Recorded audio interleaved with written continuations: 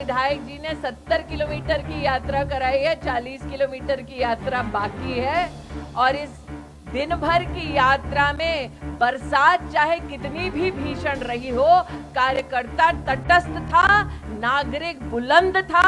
उसके लिए नागरिक और कार्यकर्ता दोनों को आभार व्यक्त करना चाहती हूँ। और इसी कार्यकर्ता से आज एक निवेदन करती हूँ वाणी को विराम देने से पहले, कि हम ये भ्रम ना पालें कि आने वाले समय में हम मात्र एक चुनाव लड़ने वाले हैं।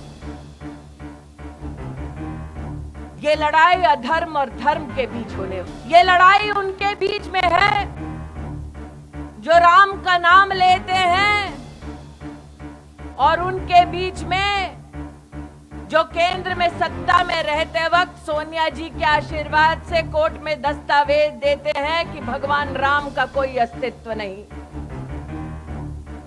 कार्यकर्ता और नागरिक इस भ्रम में ना रहे कि ये कोई साधारण चुनावी लड़ाई नहीं होने वाली। सामने वालों ने ठान ली है कि उनका गठबंधन है सनातन धर्म को नेस्तो नाबूद करने का, और हमारा संकल्प है कि जब तक प्राण है तब तक धर्म की हम रक्षा करेंगे। उन अधर्मियों तक मेरी आवाज पहुंचती हो। और आभार व्यक्त करती हूं पत्रकारों का जो अब भी डटे हुए हैं, रिकॉर्डिंग कर रहे हैं। कहीं ऐसा ना हो तोमर जी, देश में 14 पत्रकारों की फहरिस्त निकाली कांग्रेस पार्टी ने खंडन करते हुए, इन पत्रकारों का नाम भी कहीं उस कांग्रेस की लिस्ट में ना आ जाए। लेकिन मानना पड़ेगा तोमर जी, ये नहीं पता था कि गांधी खानदान इतनी डरपोक है कि पत्रकार के प्रश्नों से डर जाएगी। अरे अभी से डर गए, मोदी के सामने मुकाबला क्या खा।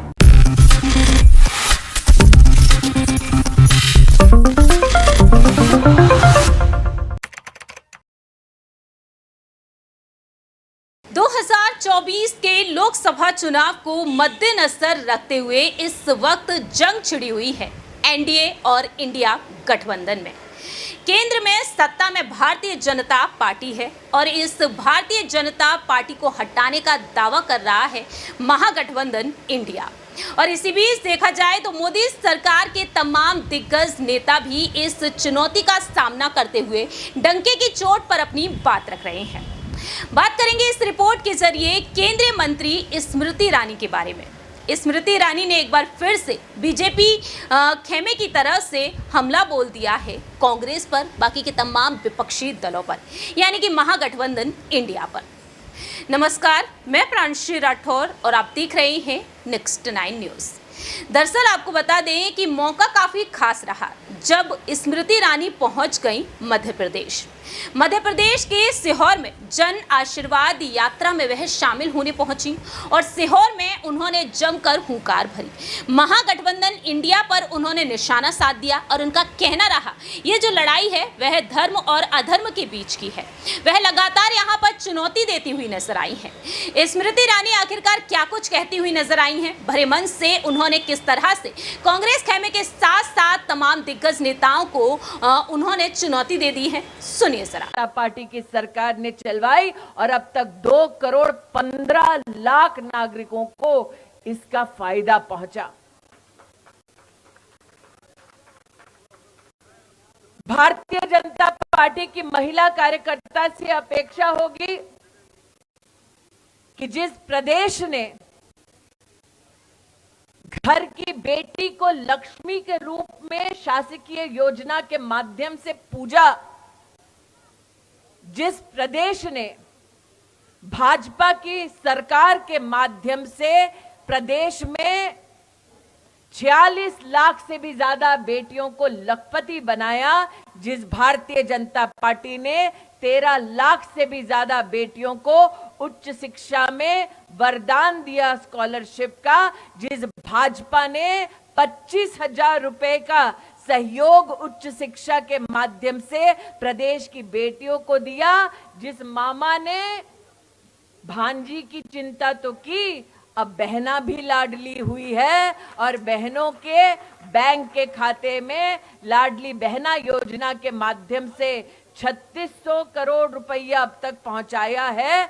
उस प्रदेश में ये गौरव की बात है कि भारत के शासकीय इतिहास में पहली बार 3,70,00,000 मात्र बहनों का जीवन में पहली बार मध्य प्रदेश में बैंक का खाता किसी ने अगर खुलाया तो उस पार्टी का नाम है भारतीय जनता पार्टी। हम जानते हैं हमारी सभ्यता में सबसे पुण्य संस्कार है कन्यादान का, और ये गौरव है भारतीय जनता पार्टी के कार्यकर्ताओं का कि हमारे इस प्रदेश में मुख्यमंत्री जी के माध्यम से कन्या विवाह योजना चलाई जाती है और अब तक भारतीय जनता पार्टी की सरकार को प्रदेश में 6 लाख से ज्यादा बेटियों का कन्यादान कर ये पुण्य सौभाग्य प्राप्त हुआ है। जैसा कि मैंने कहा तोमर जी उपस्थित है, उनकी उपस्थिति में लंबा भाषण देना उचित नहीं होगा, और यह भी सत्य है कि अब तक तो विधायक जी ने 70 किलोमीटर की यात्रा कराई है, 40 किलोमीटर की यात्रा बाकी है, और इस दिन भर की यात्रा में बरसात चाहे कितनी भी भीषण रही हो, कार्यकर्ता तटस्थ था, नागरिक बुलंद था। उसके लिए नागरिक और कार्यकर्ता दोनों को आभार व्यक्त करना चाहती हूं। और इसी कार्यकर्ता से आज एक निवेदन करती हूं वाणी को विराम देने से पहले कि हम ये भ्रम ना पालें कि आने वाले समय में हम मात्र एक चुनाव लड़ने वाले हैं। ये लड़ाई अधर्म और धर्म के बीच होने वाली है।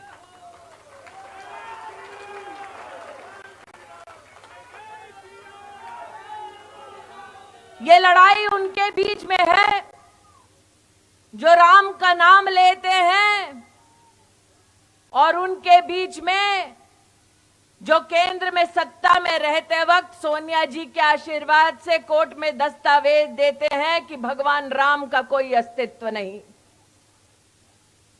कार्यकर्ता और नागरिक इस भ्रम में ना रहे कि ये कोई साधारण चुनावी लड़ाई नहीं होने वाली। सामने वालों ने ठान ली है कि उनका गठबंधन है सनातन धर्म को नेस्तो नाबूद करने का, और हमारा संकल्प है कि जब तक प्राण है तब तक धर्म की हम रक्षा करेंगे। अगर आज उन अधर्मियों तक मेरी आवाज पहुंचती हो, और आभार व्यक्त करती हूं पत्रकारों का जो अब भी डटे हुए हैं, रिकॉर्डिंग कर रहे हैं, कहीं ऐसा ना हो तोमर जी देश में 14 पत्रकारों की फहरिस्त निकाली कांग्रेस पार्टी ने खंडन करते हुए, इन पत्रकारों का नाम भी कहीं उस कांग्रेस की लिस्ट में ना आ जाए। लेकिन मानना पड़ेगा तोमर जी, ये नहीं पता था कि गांधी खानदान इतनी डरपोक है कि पत्रकार के प्रश्नों से डर जाएगी। अरे अभी से डर गए, मोदी के सामने मुकाबला क्या खाक कर पाओगे। इसलिए अगर उन अधर्मियों तक पत्रकार बंधुओं के माध्यम से हमारी आवाज पहुंचे तो मैं मात्र इतना कहना चाहती हूं कि आपके पास सनातन धर्म का शायद परिचय नहीं है। सनातन धर्म रानी दुर्गावती का बलिदान है, अहिल्याबाई होलकर का प्राण है, लक्ष्मीबाई की शान है। सनातन धर्म शंकर का संकल्प है, राम की मर्यादा है, कृष्ण की कीर्ति है। सनातन धर्म बजरंग की हुंकार है, राधा मैया का प्यार है, मीरा की भक्ति है, दुर्गा की शक्ति है। अरे जो अधर्मी सुन रहे हैं, मुझे आज उस गठबंधन के लोगों से कह दूं कि नाम बदलने से फर्क नहीं पड़ता, गीदड़ शेर की खाल पहनने तो शेर नहीं बनता। उनसे कह दूं कि सनातन धर्म नंदी का धर्म है, गीता का कर्म है, काली का क्रोध है, सत्य का बोध है, नर्मदा का कण है, गंगा का प्रण है। जब तक गंगा की धार है इस पृथ्वी पर गीता का सार है। तुम तो क्या, तुम्हारी आने वाले पुश्ते भी सनातन धर्म को नष्ट नहीं कर पाएंगी।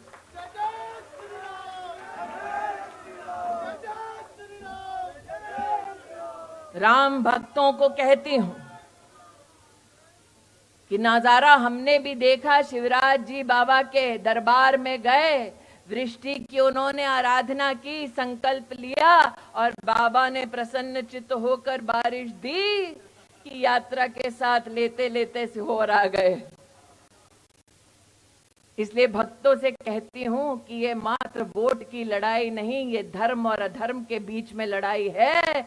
मैं आज छिंदवाड़ा से आ रही हूं, तोमर जी, सुना अब अधर्मी भी वहां पर थोड़ी बहुत धार्मिक कार्य करने की कोशिश कर रहे हैं, संतों को अपने मंच पर बुला रहे हैं। वो ये नहीं जानते कि उस अधर्मी के मंच पर भी संत चढ़कर यही संकल्प लेता है कि धर्म की जीत हो, अधर्म का नाश हो और विश्व का कल्याण हो। इसलिए अधर्मियों से कहना चाहती हूं, अंग्रेज आए चले गए, मुगलिया सल्तनत खत्म हो गई, हम आज भी हैं, कल भी थे और आगे भी रहेंगे। और इसीलिए सनातनियों से कहती हूं कि कमर कस लो, कमर कस लो। बीमारू से जुझारू हुए और अब 24 में विश्व में पहली 3 अर्थव्यवस्थाओं में भारत का नाम लिखा जाएगा। इस संकल्प के साथ वैश्विक पटल पर हमारे देश के स्वभाव को, देश के संस्कार को, देश की सभ्यता को, देश के शासन को विश्व ने प्रणाम किया है।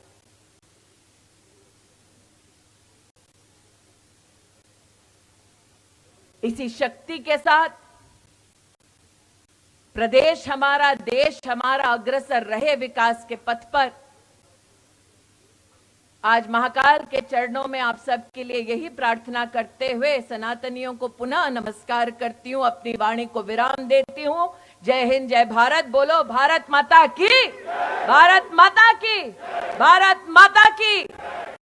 आपने सुना कि किस तरीके से जहां एक तरफ कांग्रेस पार्टी जन आक्रोश यात्रा निकालती हुई नजर आ रही है, तो जन आशीर्वाद यात्रा भारतीय जनता पार्टी निकाल रही है। मध्य प्रदेश में इस वक्त शिवराज की सरकार है, भारतीय जनता पार्टी सत्ता में है और ऐसे में स्मृति ईरानी भी यहां पर पहुंच गई हैं, हुंकार भरती हुई नजर आई हैं।